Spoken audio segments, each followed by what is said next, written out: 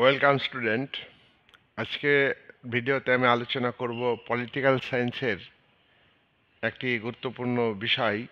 এই বিষয়টি হচ্ছে দ্বন্দ্বমূলক বস্তুবাদ। দ্বন্দ্বমূলক বস্তুবাদের উপর একটা সামগ্রিক ভিডিও দিয়েছিলাম প্রায় 1 বছরের আগে, এবং সাম্প্রতিককালে আমি কয়েকটা ভিডিও দিয়েছি। পার্ট 3 অবধি ভিডিও দিয়েছি দ্বন্দ্বমূলক বস্তুবাদের উপর। আজকে ভিডিও হচ্ছে পার্ট 4। আজকের ভিডিওতে আমি দ্বন্দ্বমূলক বস্তুবাদের 3টি বিষয় উল্লেখ করব। দ্বন্দ্বমূলক বস্তুবাদের যে 3টি বিষয়, সেটা প্রথমটি হলো যে বৈপরীত্যের ঐক্য সংগ্রাম। অর্থাৎ দ্বন্দ্বমূলক বস্তুবাদী তত্ত্বের 3টি সূত্র আছে। মার্কস বলেছেন 3টি সূত্র কি কি? বৈপরীত্যের ঐক্য সংগ্রাম, law of the unity and struggle of opposites. এইটা একটা প্রথম সূত্র। দ্বিতীয় সূত্র হচ্ছে পরিমাণগত পরিবর্তন থেকে গুণগত পরিবর্তন, পরিমাণগত পরিবর্তন থেকে গুণগত পরিবর্তন। তৃতীয় যে সূত্র, নেতির নেতিকরণ বা নাশকের বিনাশ, নেগেশন অফ দি নেগেশন।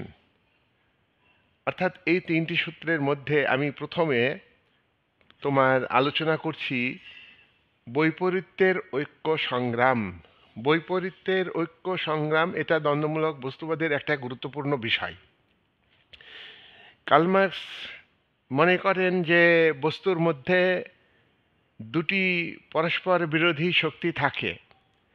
একটি শক্তি হলো বস্তুর স্থিত অবস্থাকে বজায় রাখতে চাই, অর্থাৎ বস্তু যে অবস্থায় বর্তমানে আছে সেই অবস্থাটাই থাকুক, সেই অবস্থাকে ধরে রাখতে চাই, এমন একটি শক্তি বস্তুর মধ্যে আছে। এই শক্তিকে মার্কস বলেছেন থিসিস। এ কথা তার গুরু হেগেলও বলেছেন, কিন্তু হেগেল এটাকে ভাববাদী দৃষ্টিকোণ থেকে বা আইডিয়া থেকে ব্যাখ্যা করেছেন। মার্কস সেখানে বস্তুর সঙ্গে তুলনা করেছেন। বস্তুর মধ্যে এই থিসিস থাকে, এবং এটাকে যে অ্যান্টিথিসিস, এটার মধ্যে, এই বস্তুর মধ্যেই আবার আর একটা শক্তি থাকে। বস্তুর মধ্যে দুটো শক্তি, একটা কি প্রথমে বললাম থিসিস বা বাংলা হচ্ছে বাদ, আর একটা শক্তি হলো অ্যান্টিথিসিস। অর্থাৎ বস্তুর যে অবস্থা আছে, অর্থাৎ বস্তুর স্থিত অবস্থাকে পরিবর্তন করতে চাই, বস্তুর যে শক্তি এই পরিবর্তন করতে চাইছে, নতুন রূপে রূপান্তরিত করতে চাইছে, এই শক্তিটাকে বলা হচ্ছে অ্যান্টিথিসিস। অ্যান্টিথিসিস বাংলা হচ্ছে প্রতিবাদ, প্রতিবাদী শক্তি। তাহলে বৈপরীত্য কি? একটা শক্তি হচ্ছে থিসিস। এইটার বৈপরীত্যের ঐক্য সংগ্রামের ইংরেজি টার্মটা হচ্ছে law of the unity and struggle of opposites. তাহলে বস্তুর মধ্যে থিসিস আছে, বস্তুর মধ্যে অ্যান্টিথিসিস থাকে। থিসিসের ধর্ম আর অ্যান্টিথিসিসের ধর্ম এক নয়, বিপরীত ধর্ম। থিসিস চাইছে বস্তুর বর্তমান অবস্থা টিকে থাক, অ্যান্টিথিসিস চাইছে বস্তুর বর্তমান অবস্থার পরিবর্তন হোক। আমরা বলেছি যে দ্বন্দ্বমূলক বস্তুবাদ হচ্ছে এই বস্তু পরিবর্তনশীল, জগৎ পরিবর্তনশীল। এ কথা মার্কস বারবার তার দ্বন্দ্ব তত্ত্বে উল্লেখ করেছেন। বস্তু স্থিতিশীল নয়, গতিশীল। তাহলে এই যে বস্তু স্থিতিশীল নয়, গতিশীল, বস্তুর মধ্যে দুটি পরস্পর বিরোধী শক্তি, একটি হলো থিসিস বা বাদ, আর একটি হচ্ছে অ্যান্টিথিসিস বা প্রতিবাদ। এই দুইয়ের ঘাত প্রতিঘাতের ফলে বস্তুর রূপান্তর ঘটে। এই রূপান্তর ঘটবেই, ডেফিনেটলি রূপান্তর ঘটবে। এই রূপান্তরিত রূপ, এটাকে মার্কস বলেছেন এটা হলো তোমার সিনথিসিস। সিনথিসিস অর্থাৎ সমন্বয়। সিনথিসিস নতুন রূপ বস্তুর, কিন্তু এই নতুন রূপ হলেও সিনথেসিস অর্থাৎ বস্তুর যে রূপান্তরিত অবস্থা হলো সেটা কিন্তু চূড়ান্ত নয়। এই রূপান্তরিত অবস্থা থেকে বস্তুর আবার পরিবর্তন ঘটবে। সিনথেসিস চূড়ান্ত নয়, সিনথেসিস অর্থাৎ বস্তুর রূপান্তরিত রূপ এইটার মধ্যে আবার থিসিস জন্মাবে। অর্থাৎ সিনথেসিসের মধ্যে বস্তুর যে রূপান্তরিত রূপ, সেই রূপান্তরিত রূপের মধ্যে শক্তি তৈরি হবে।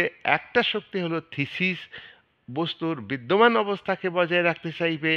আর একটা শক্তি হলো অ্যান্টিথিসিস, বস্তুর পরিবর্তন চাইবে। অর্থাৎ রূপান্তরিত বস্তুর মধ্যেও আবার থিসিস সৃষ্টি হবে, অ্যান্টিথিসিস সৃষ্টি হবে, বস্তুর আবার রূপান্তর ঘটবে। এইভাবে বস্তুর রূপান্তর ঘটতেই থাকবে, এইভাবে বস্তুর রূপান্তর ঘটতেই থাকবে। তাই এ কথা বলা যায় যে বস্তু পরিবর্তনশীল। মার্কস এই জগৎকে, এই বিশ্ব ব্রহ্মাণ্ডকে এই বস্তুর সঙ্গে তুলনা করেছেন। এই বাস্তব জগৎ, বস্তু জগৎ হলো পরিবর্তনশীল। এই বাস্তব জগতে শিক্ষা, সংস্কৃতি, রাজনীতি, ধর্ম, ঐতিহ্য, দর্শন, সাহিত্য সব কিছুই কিন্তু পরিবর্তনশীল। যে অবস্থায় সমাজটা আছে, যে অবস্থায় সমাজ আছে, সেই সমাজের মধ্যেই একটা শক্তি তৈরি হয় সমাজের পক্ষে। সমাজকে পরিবর্তন করতে চাইছে না, সমাজ পরিবর্তন চাইলেও তারা মৌলিক পরিবর্তন চাইছে না, গোটা আর্থসামাজিক রাজনৈতিক কাঠামোকে ধরে রাখতে চাই। আর্থসামাজিক কাঠামোর মধ্যে কিছু চেঞ্জ বা সংস্কার তারা চান, কিন্তু গোটা সিস্টেমটাকে, তার যে স্ট্রাকচারটা রয়েছে সেটাকে ধরে রাখতে চাই। এই শক্তিটাকে বলা হচ্ছে থিসিস।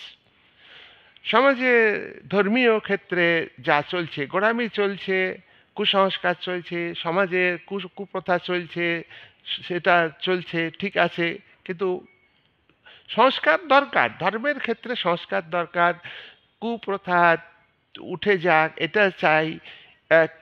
সমাজের উন্নতি হোক, উৎপাদন ব্যবস্থা বৃদ্ধি পাক, মানুষের জীবনযাত্রার মানের উন্নতি হোক। এই যে সংস্কারমূলক কাজ, এগুলো কিন্তু সমাজে চাইছে থিসিস। কিন্তু থিসিস চাইছে না গোটা সমাজ ব্যবস্থার পরিবর্তন, আর্থ সামাজিক রাজনৈতিক ক্ষেত্রে ফান্ডামেন্টাল চেঞ্জ। অর্থাৎ একটা শাসক শ্রেণীর জায়গায় নতুন একটা প্রগতিশীল শাসক শ্রেণী ক্ষমতায় আসুক, এটা কিন্তু বিদ্যমান সরকার, বিদ্যমান শক্তি, সরকারের পক্ষে যারা, তারা বিদ্যমান শক্তি, এটাকে মার্কস বলেছেন এটা হলো থিসিস। থিসিস বর্তমান সমাজের যা কিছু আছে তা কিছু, সব কিছুকে বৈধতা দান করে, লেজিটিমেসি রূপ দিয়ে, ভালো হিসাবে তুলে ধরে সমাজটাকে মৌলিক পরিবর্তন করতে চাই না। এইটা হচ্ছে থিসিস। কিন্তু পাশাপাশি এই সমাজ ব্যবস্থা, অর্থাৎ সমাজ যে বিদ্যমান অবস্থা, অর্থাৎ স্থিত অবস্থায় মৌলিক কাঠামোকে বজায় রেখে স্থিত অবস্থা, এইটা যারা ধরে রাখতে চাইছে থিসিস, তার বিরুদ্ধে সমাজের যে দুর্নীতি, সমাজের যে কুসংস্কার, সমাজের ক্ষেত্রে, ধর্মের ক্ষেত্রে গোঁড়ামি, অর্থনৈতিক ক্ষেত্রে বদ্ধ অর্থনীতি, উৎপাদন ব্যবস্থার মৌলিক পরিবর্তন চাইছেন না। যেখানে সমাজের অনেক সমস্যা রয়েছে, সেই সমস্যাগুলিকে তুলে ধরে এবং পরিবর্তন করতে চাইছে। গোটা সমাজটার পলিটিক্যালি, সোশ্যালি এবং ইকোনমিক্যালি ফান্ডামেন্টাল চেঞ্জ করতে চাই যারা, তারা হলো অ্যান্টিথিসিস। এই সমাজ ব্যবস্থাতেই পরিবর্তন চাইছে অ্যান্টিথিসিস। আবার এই সমাজ ব্যবস্থাতেই শাসক শ্রেণী, তারা সমাজের সামান্য কিছু সংস্কার চাইলেও তারা কিন্তু ফান্ডামেন্টাল চেঞ্জ করতে চায় না। এই শক্তিটা হলো থিসিস। দুই শক্তির মধ্যে, পরস্পর বিরোধী দুই শক্তি, একটা থিসিস আর একটা হলো অ্যান্টিথিসিস। দুইয়ের ঘাত প্রতিঘাতের ফলে সমাজের ডেফিনেটলি পরিবর্তন হবে। নতুন একটা সমাজ কায়েম হবে। পুরাতন সমাজের জায়গায় যে নতুন সমাজ তৈরি হবে, সেই সমাজটা কিন্তু পুরাতন সমাজের তুলনায় অনেকটা উন্নত, প্রগতিশীল সমাজ। অর্থাৎ যে সমাজে ফান্ডামেন্টাল চেঞ্জ চাইছিল না থিসিস শক্তি, সেই সমাজের জায়গায় নতুন একটা পরিকাঠামো, new economical, new political, new social একটা সিস্টেম তৈরি হবে, যে সমাজটা আগের সমাজ থেকে উন্নত। কিন্তু নতুন সমাজ চূড়ান্ত নয়। নতুন সমাজ হলো রূপান্তরিত সমাজ, এটা হলো সিনথিসিস। তাহলে সমাজ আর্থসামাজিক রাজনৈতিক প্রেক্ষাপটে থিসিস এবং অ্যান্টিথিসিস দুইয়ের ঘাত প্রতিঘাতের ফলে সমাজের ফান্ডামেন্টাল চেঞ্জ হয়, মৌলিক পরিবর্তন হয়। এই পরিবর্তিত যে নতুন সমাজ, পুরাতন সমাজের গর্ভ থেকে যে নতুন সমাজ, তা উন্নত হলেও এই সমাজের মধ্যে আবার নাশকতার শক্তি তৈরি হবে। নতুন সমাজ একদিন পুরাতন হয়ে যাবে, সেই জায়গায় তোমার শাসক শ্রেণী বিদ্যমান সমাজ ব্যবস্থাকে, রাজনৈতিক কাঠামোকে বজায় রাখতে চাইবে। অর্থাৎ নতুন সমাজেও থিসিস তৈরি হবে, অ্যান্টিথিসিস তৈরি হবে। এই দুয়ের ঘাত প্রতিঘাতে আবারও সমাজ পরিবর্তন ঘটবে। এইভাবে সমাজ পরিবর্তিত হতে হতে একটা মানে চলতে থাকে। এইটা হলো সমাজের গতিশীলতার মূল কারণ। এবং সমাজ যে গতিশীল, তা সমাজের বাইরে থেকে কোনো শক্তি এই সমাজকে গতিশীল করে না, সমাজের পরিবর্তন করে না। সমাজের পরিবর্তনের মূলে রয়েছে সমাজের অভ্যন্তরে দুই পরস্পর বিরোধী শক্তি। একটা হলো বাদ বা থিসিস, আর একটা হচ্ছে অ্যান্টিথিসিস বা প্রতিবাদ। এই দুই শক্তির ঘাত প্রতিঘাতের ফলে, ন্যায় অন্যায়ের ঘাত প্রতিঘাতের ফলে সমাজ রূপান্তরিত হয়। নতুন যে সমাজ, সেটাও কিন্তু চূড়ান্ত নয়। সেই সমাজের মধ্যেও আবার বাদ শক্তি, অর্থাৎ ওই সমাজটাকে, বিদ্যমান সমাজটাকে ধরে রাখতে চাইবে। আবার নতুন আর একটা শক্তি সমাজের পরিবর্তন চাইবে, সেটা হলো অ্যান্টিথিসিস।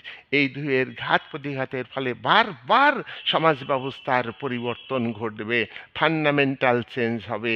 এটা মার্কস তার বৈপরীত্যের ঐক্য সংগ্রামের মাধ্যমে তুলে ধরেছেন।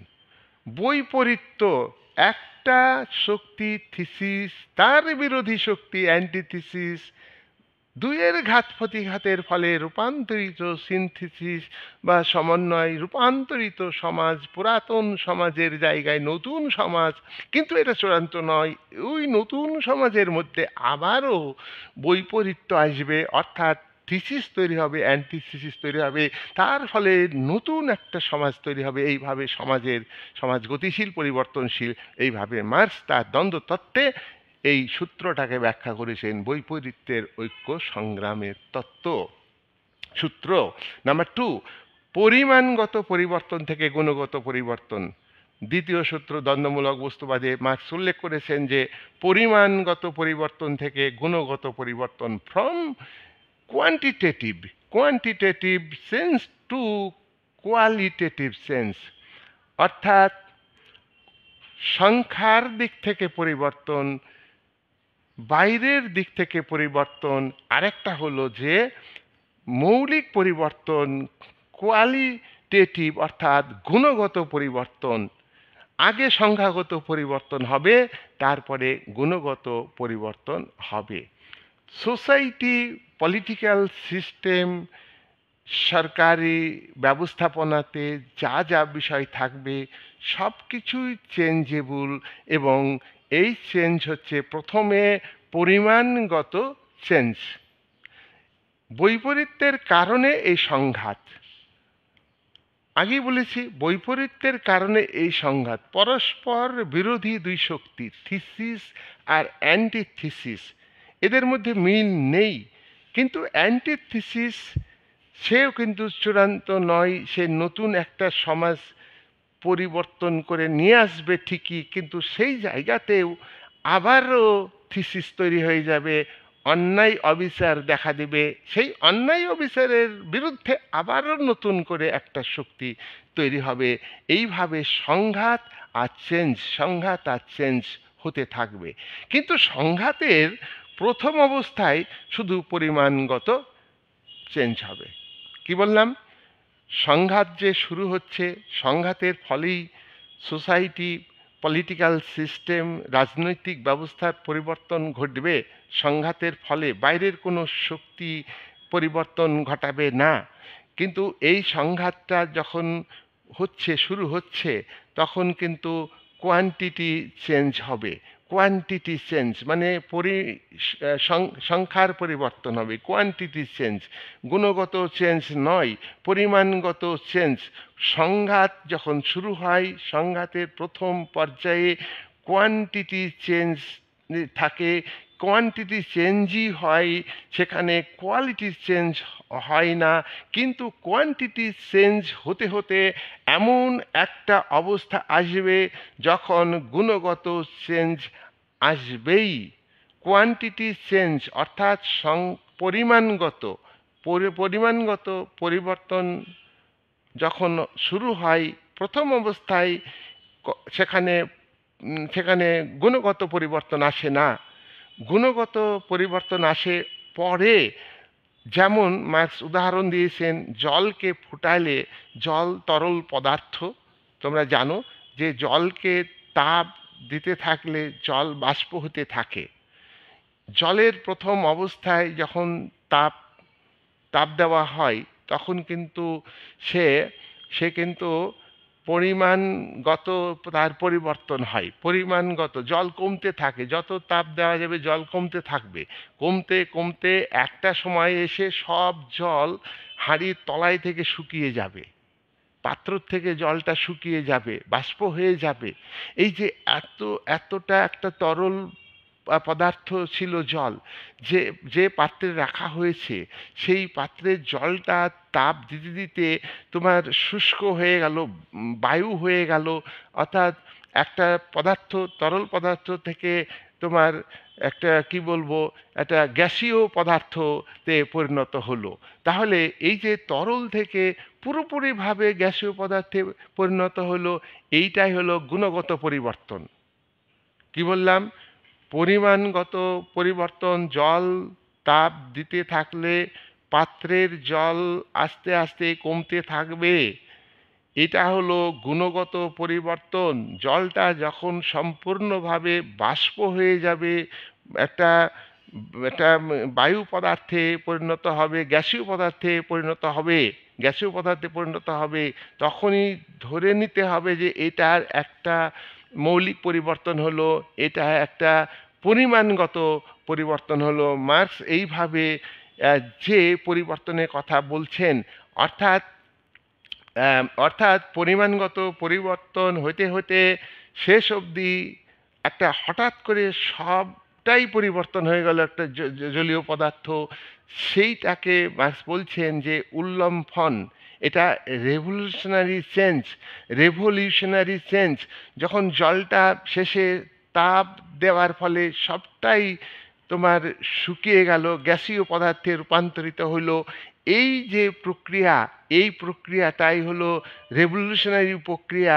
এই প্রক্রিয়াটা হলো তোমার একটা পরিমাণগত পরিবর্তন থেকে এই পরিবর্তনটা হলো গুণগত পরিবর্তন। তাহলে রেভলিউশনারি চেঞ্জটা কি? গুণগত পরিবর্তন। তাহলে এটা তোমরা নিশ্চয়ই বুঝতে পেরেছো যে মার্কস বলতে চাইছেন তার দ্বন্দ্বমূলক বস্তুবাদের দ্বিতীয় সূত্রে যে পরিমাণগত পরিবর্তন থেকে গুণগত পরিবর্তন প্রথমে আবদ্ধ অবস্থায় থাকবে, খুব বেশি পরিবর্তন হবে না শুরুতে। সেখানে চেঞ্জ যেটা আসে তখন সেটা চেঞ্জ আসে, পরিমাণগত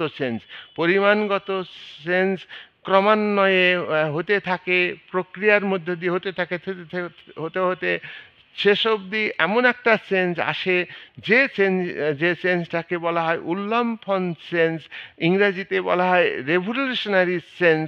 এ কথা মার্কস উল্লেখ করেছেন। মার্কস তার দ্বন্দ্বতত্ত্বের ৩ নাম্বার যে সূত্র, সেই ৩ নাম্বার সূত্র হচ্ছে, দেখো, নেতির নেতিকরণ, নেতির নেতিকরণ, এটা বাংলা। আরেকটা হলো নাশকের বিনাশ, নাশকের বিনাশ, negation of the negation, negation of the negation. এখানে প্রথম সূত্র যেটা আমরা বলেছি থিসিস, সেই আলোচনাটা এখানে আসবে। মার্কস বলতে চেয়েছেন যে বস্তুর মধ্যে যেমন তোমার থিসিস অ্যান্টিথিসিস থাকে, সিনথিসিস হয়, বস্তু রূপান্তরিত রূপ সিনথিসিস। আমাদের এই রাষ্ট্র সমাজ ব্যবস্থাতে একটা স্থিতাবস্থা থাকে সমাজে, সমাজ সবসময় চেঞ্জেবল, তবে আপাত দৃষ্টিতে একটা পরিকাঠামো চলে, সেই পরিকাঠামোটা স্থিতাবস্থায় থাকতে চাই বা রাখা হয়, শাসক শ্রেণী রাখে। এই এই যে এই স্থিতা অবস্থায় বা স্থিত অবস্থা, বিদ্যমান অবস্থায়, এটাকে মার্কস বলছেন থিসিস। আর এইটার পরিবর্তন যে শক্তি, সেটা হলো নাশক শক্তি, অ্যান্টিথিসিস, নাশক শক্তি। বিদ্যমান অবস্থাটাকে, সমাজের বিদ্যমান অবস্থাটাকে মানে পরিবর্তন চাইছে। এ সমাজের রাজনীতি সংকীর্ণ রাজনীতি, এ সমাজের ধর্ম গোঁড়ামি বেশি, এ সমাজে সংস্কার নয় কুসংস্কার বেশি, অন্ধবিশ্বাস বেশি, যুক্তিবাদী মানসিকতা মানুষের মধ্যে নেই।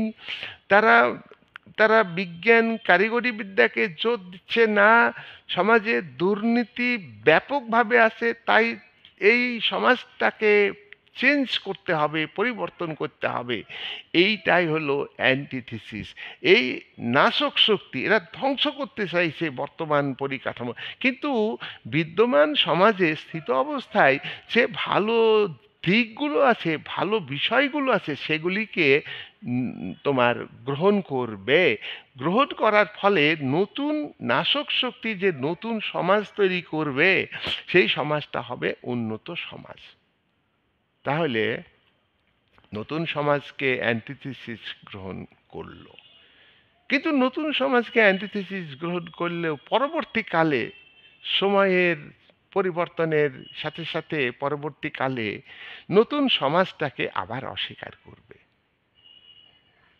Negation of the negation, negation of the negation, নেতির নেতিকরণ, স্বীকৃতির অস্বীকৃতির, স্বীকার করে নিয়ে নতুন হিসাবে, উন্নত হিসাবে স্বীকার করে নিল নতুন সমাজ।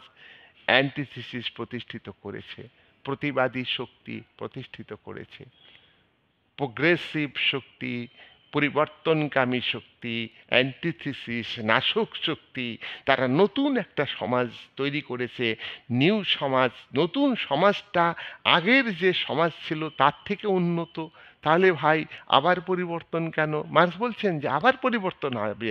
নতুনের মধ্যে, নতুন সমাজের মধ্যে আবার অনাচার অবিচার দেখা দিবে, জাস্টিস পাবে না, সমাজের কিছু মানুষের হাতে সম্পদ কেন্দ্রীভূত হবে, মানুষ, সাধারণ মানুষ সুবিচার পাবে না, মেহনতি মানুষ তারা কাজ পাবে না। এমন একটা নতুন সমাজ, সেই সমাজের আবারও পরিবর্তন আসবে, আবারও পরিবর্তন আসবে। বা আমরা পৃথিবীতে দেখেছি সমাজতন্ত্র প্রতিষ্ঠিত হয়েছে, কিন্তু সমাজতন্ত্র, সঠিক সমাজতন্ত্র প্রতিষ্ঠিত হয়নি। তাই সমাজতন্ত্রকে মানুষ বিদায় দিয়েছে, আবার পুঁজিবাদকে ফিরিয়ে এনেছে। তাহলে নতুন সমাজটার মধ্যে আবারও একটা অনাচার অবিচার সৃষ্টি হবে, সেটাই থিসিসে পরিণত হবে। নতুন সমাজেও থিসিস তৈরি হবে, থিসিস তৈরি হবে, তারা পরিবর্তন করতে চাইবে না। আবার পাশাপাশি নতুন সমাজের মধ্যে আবার অ্যান্টিথিসিস তৈরি হয়ে যাবে। এইভাবে সমাজ গতিশীল। আজকে যেটা সঠিক, আজকে যেটা উন্নত, আগামী দিনে সেটা অনুন্নত, আগামী দিনে সেটা ভুল। আমরা সমাজ ব্যবস্থার ক্ষেত্রে দেখতে পাই, যেটা আজকে আবিষ্কার হলো সেটা যদি সাইড ইফেক্ট থাকে, ভবিষ্যতে সেটাকে ত্যাগ করা হচ্ছে, আবার নতুনটাকে গ্রহণ করা হচ্ছে। যেদিন নতুনটাকে গ্রহণ করেছিল সেদিন কি স্বীকার করেছিল, সেদিন কি বলেছিল যে এটা খারাপ? তাহলে নতুন সমাজ মানে কি? এই সমাজ, এই সময় সোভিয়েত রাশিয়ায় সমাজতন্ত্র প্রতিষ্ঠিত হইলো, এ খুব ভালো সমাজ, যার তন্ত্রের শোষণ বঞ্চনার হাত থেকে কৃষকদের বাঁচানো সম্ভব হলো। প্রজাতান্ত্রিক গণতান্ত্রিক সরকার, প্রজাতান্ত্রিক গণতান্ত্রিক সরকার মেনসেভিক সরকারকে উচ্ছেদ করেছে এবং এই বলশেভিক সমাজতান্ত্রিক সরকার প্রতিষ্ঠিত হলো। কিন্তু এইটাকেও আবার 1991 সালে এসে সোভিয়েতের জনগণ বিদায় দিয়ে আবার সাবেকি যে প্রজাতান্ত্রিক সরকার ছিল, এখন যে উদারীকরণের যুগে যে নয়া উদারীকরণ অর্থাৎ এলপিজিকে গুরুত্ব দিয়ে সেখানে তোমার গণতান্ত্রিক সরকার প্রতিষ্ঠিত হলো। এরকম অনেক দেশে হয়েছে, অনেক দেশে হয়েছে। পূর্ব জার্মানিতে সমাজতন্ত্র ভেঙে গিয়েছে। তাহলে আমরা এখানে কি শিখলাম? মার্কস বলছেন যে পুরাতনের জায়গায় নতুন আসবে, কিন্তু নতুন চূড়ান্ত নয়। পুরাতন অনুন্নত সমাজ থেকে নতুন একটা সমাজ, উন্নত সমাজ তৈরি হবে, কিন্তু নতুন সমাজটা কিন্তু চূড়ান্ত নয়। নতুন সমাজ হচ্ছে সিনথেসিস, সমন্বয়, বাদ প্রতিবাদ সমন্বয়। মার্কস এই কথাগুলো বলেছেন। সমাজের মধ্যে থেকেই এগুলো তৈরি হবে। আজকে যেটা উন্নত সমাজ, আগামী দিনে সেটা অনুন্নত সমাজে পরিণত হতে পারে, আর সেটাকে মানুষ অস্বীকার করবে। তাই স্বীকৃতির অস্বীকৃতি, নেতির নেতিকরণ যে সূত্র, এটা খুবই তাৎপর্যপূর্ণ। তাহলে মার্কস তার দ্বন্দ্বমূলক বস্তুবাদে 3টি সূত্রের কথা বলেছে। আজকের ভিডিওতে আমি এই 3টি বিষয়কে গুরুত্ব দিয়ে আলোচনা করলাম। বৈপরীত্যের ঐক্য সংগ্রাম, ইংরেজি হচ্ছে law of the unity and struggle opposites. এখানে থিসিস, অ্যান্টিথিসিস, সিনথিসিস, বস্তুর সঙ্গে সোসাইটির তুলনা করেছেন। 2 হচ্ছে পরিমাণগত পরিবর্তন থেকে গুণগত পরিবর্তন, from quantitative sense to qualitative sense. অর্থাৎ চেঞ্জ যখন শুরু হয়, প্রথমে পরিমাণগত চেঞ্জ শুরু হয়, আবদ্ধ থাকে, কিন্তু ধীরে ধীরে এই চেঞ্জের প্রক্রিয়া চলতে থাকে, চলতে চলতে এটা কি পরিমাণগত পরিবর্তন থেকে গুণগত পরিবর্তন হয়। আমি জলের উদাহরণ দিয়েছি, তোমরা ভালো করে শুনবে। নেতির নেতিকরণ, নাশকের বিনাশ। আজকে নতুন সমাজ তৈরি হয় পুরাতন সমাজের গর্ভে, নতুন হিসাবে, উন্নত হিসাবে গ্রহণ করা হলেও সেই সমাজের মধ্যেও আবার থিসিস অ্যান্টিথিসিস শক্তি তৈরি হবে, বাদ প্রতিবাদ তৈরি হবে, এবং সেই নতুন সমাজ আজকে নতুন হিসাবে গ্রহণ করলো, আগামী দিনে সেটা পুরাতন হয়ে যাবে, আগামী দিনে সেটা অনুন্নত হয়ে যাবে। তখন সেই সমাজটাকে আবারও মানুষ চেঞ্জ করবে। এই বলে আজকের মতো, আজকের এই সংক্ষিপ্ত যে ভিডিও, দ্বন্দ্বমূলক বস্তুবাদের উপর যে আলোচনা, তোমরা ভালো করে দেখবে। আজকে এখানেই আমি বন্ধ করছি।